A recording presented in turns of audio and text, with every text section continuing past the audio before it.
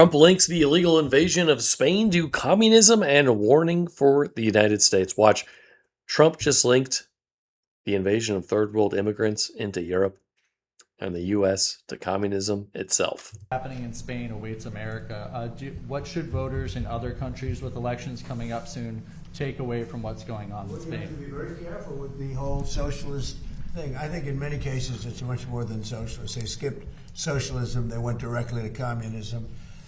But when I saw what happened in Spain, I said, we had a version of that. You could say much worse. We allowed 25 million people under Joe Biden, the Democrats. We had open borders, and countries all over the world, almost all of them, sent people that they don't want into our country. And we've gotten a lot of them out, and we're getting more, including murders. And I always said 11,888, that was the number of murders. Many of them committed more than one murder. And we're going to be just like that if you put these lunatics in that I see running for office. We had an open border a year and a half ago. We had the worst border in the history of our country. Now we have the best border. We haven't had one person come in, and this is done by the Democrats, not by left-leaning people. They do charts, and they have, in 15 months, not one person has come in through our southern border illegally. Now, that's pretty amazing. I'd say maybe 10, maybe 15. They say none. And believe me, if they did, they'd love to report it. But you could go outside in those vast plazas where hundreds of thousands of people gathered when they stormed our country, just like they did, in my opinion, worse, just like they did to Spain. They stormed our country. And those borders are, those big plazas that were built, they put concrete down. And now you look at them, and there's grass growing in the cracks. Nobody comes up because they know they're not going to get through. And if they do get through, they're going to be taken out, brought back to their country. So we've done a fantastic job. Somebody said you did it too fast. Happening in Yeah, it's a serious problem. It says here, Trump in America, we don't worship governments, right? That's what communists do. Communists worship government. That's what they do. We know that faith and family, not government and bureaucracy, are the center of American life. And above all else, we know this. In America, we don't worship government, we worship God. Heck yeah. And then this says here, now we're going to have a little bit more criticisms of government control. We'll go to that one in a second. First, we're going to do Tim Robbins reveals what Romanians told him cancel culture reminds them of, and it will make you rethink everything. I asked, what was the uptake on the vaccines in Romania? And they said something like 40%. I said, well, how do you explain that? And they said, well, we lived under the Soviet Union for many years, so we know how to look like we comply when we're not complying.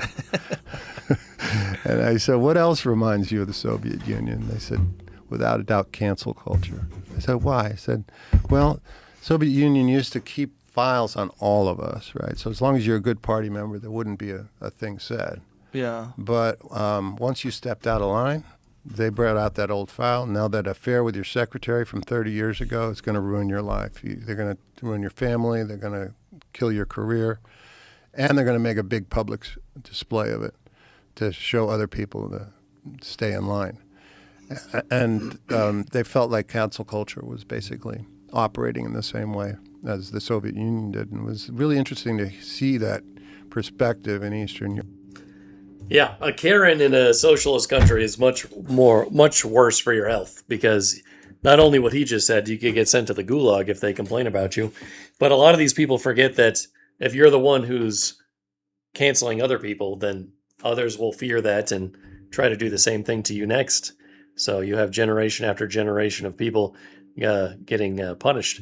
Here we have something slightly different about Elon Musk and his difficulties in trying to launch rockets. And, let's remember, the U.S. government made a lot of this stuff, especially, it essentially regulated rocketry out of existence back in the 1930s under the useless FDR. And, regulations changed in the 80s, I think, under Reagan, and then changed again in the early 2000s under Bush, which made it possible for people to start engaging in rocketry again and innovating in that industry, whereas previously it was pretty much completely taken over by government and the private sector wasn't allowed to participate. So let's see what Elon Musk has to say. The limiting factor for SpaceX for Starship launch is regulatory approval. The FAA has actually given their approval, but we're waiting for Fish and Wildlife to finish their analysis and give their approval. That's why I posted, I want to buy a fish license on, which also refers to the Monty Python sketch. Yeah.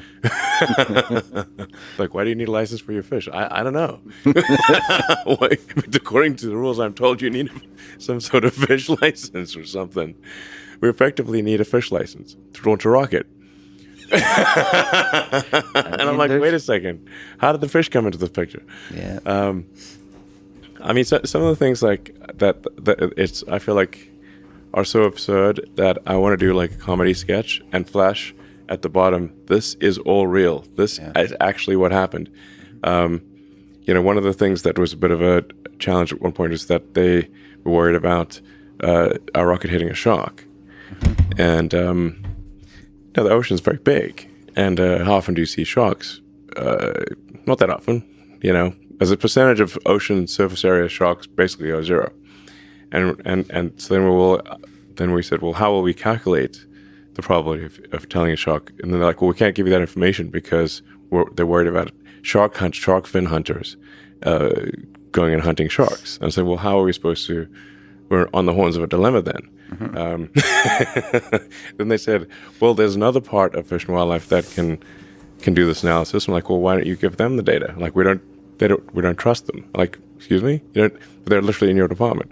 Yeah. Again, this is actually what happened. And then can you do an NDA or something? Eventually, they managed to solve the internal quandary, and indeed, the probability of us hitting a shark is essentially zero. Then there's another organization that I didn't realize existed until a few months ago that cares about whether we would potentially hit a whale in international waters. Now, again, you look at the surface of look at the Pacific and say, what percentage of the Pacific consists of whale? Like, he'll give you a big picture and like point out all the whales in this picture. I'm like, I don't see any whales. It's like basically 0%. And if our rocket does hit a whale, which is extremely unlikely beyond all belief, that is the fate had it. That whale has some seriously bad luck. Mm-hmm. It's like the least lucky whale ever. I mean, this is quite absurd. Yeah, the bureaucracy of this, however it emerged. Yes, well, I mean, one of the things that's pretty wild is for launching out of Vandenberg in California, they were worried about seal procreation, whether the seals would be dismayed by the sonic booms. Now, there have been a lot of rockets launched out of Vandenberg, and the seal population has steadily increased. So if anything, rocket booms are an aphrodisiac, based on the evidence, if you would correlate rocket launches with seal population. Mm-hmm. Nonetheless, we were forced to kidnap a seal, strap it to a board, put headphones on the seal, and play sonic boom sounds to it to see if it would be distressed. This is an actual thing that happened. This is actually real. I have pictures. I would love to see this. Yeah. Wow. There's a seal with headphones. Yes, it's a seal with headphones strapped to a board. And now the amazing part is how calm the seal was. Yeah. Because if I was a seal, I'd be like, this is the end. They're definitely going to eat me. Yeah. How will the seal, when a seal goes back to other, its seal friends, how's it going to explain that? They're never going to believe him. Never going to believe him. And that's why I'm like, well, it's sort of like getting kidnapped by aliens and getting an anal probe, You come back and say, I swear to God, I got kidnapped by aliens and they stuck an anal probe in my butt. And people are like, no, they didn't. That's ridiculous. His seal buddies are never going to believe him that he gets strapped to a board and they put headphones on his ears. And then let him go. Twice, by the way. We had to do it twice. That's absolutely preposterous. But that's the sort of overregulation that these progressives and these socialists and these communists want. They don't want you doing anything innovative. They want to control you, and I think that's really, really unfortunate. But yeah, Naruto had a good little take on this video, so you might check that out. But that's enough for this video. Have a great day. Like, share, comment, etc.